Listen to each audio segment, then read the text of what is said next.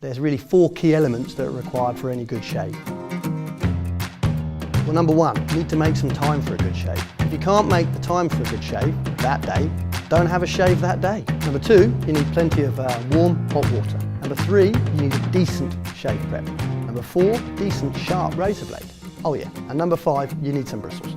Take the time to give your stubble a good wash and soak. This will really soften the bristles. I mean that when you come to apply the razor to your face, it'll feel more like a hot knife through butter.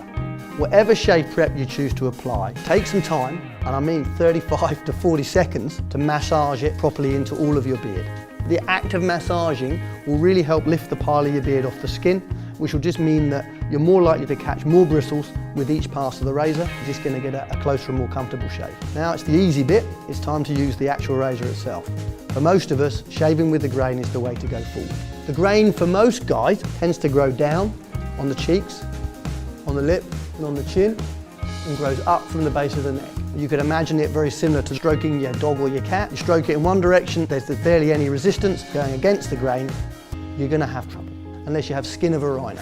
With each pass, rinse the blade regularly. Stubble and shave prep builds up in the face of the razor, and that will tend to lift the blades off the skin, which means you won't get the closeness from each stroke. After you've done your first pass, check your face with your fingers, find out for any missed spots. Your fingers will feel things that you can't see, and then you can have a quick clean up of those. If closeness is still a problem for you, shave across the grain. Unlike shaving against the grain, it's not going to tug at the hair follicle, not going to cause irritation to the root and give you a nasty razor rash. Pushing the razor hard is not going to get you closeness, but it is going to get you discomfort. You're going to push the blades into the surface of the skin and get soreness. This is particularly important around the nape of the neck and also just on the sides of your tash. And don't be tempted to stroke repeatedly again and again, because you are going to clip the top of the skin. It's just going to feel uncomfortable and look unsightly. Check that you've got your sideburns in the right position. Choose the height on one side, put your finger on it, and then you can line up against your finger with the blade, and away you go.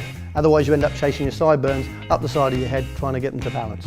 Is that what happened to you? Yes, all the way to the top. Rinse any residual shave prep from your skin with slightly cooler water.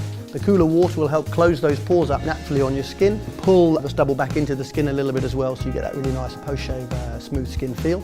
It'll take your skin a couple of hours to recover from the stripping effect of taking a razor blade across it, and in that couple of hours it's vulnerable.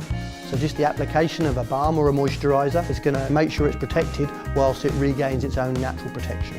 If you want to smell nice, take your expensive eau de cologne and put it around the nape of your neck, away from your shaved areas. On this part of the skin, it's just going to sting. Just because it looks old school from the 1950s movies, you don't need to do it.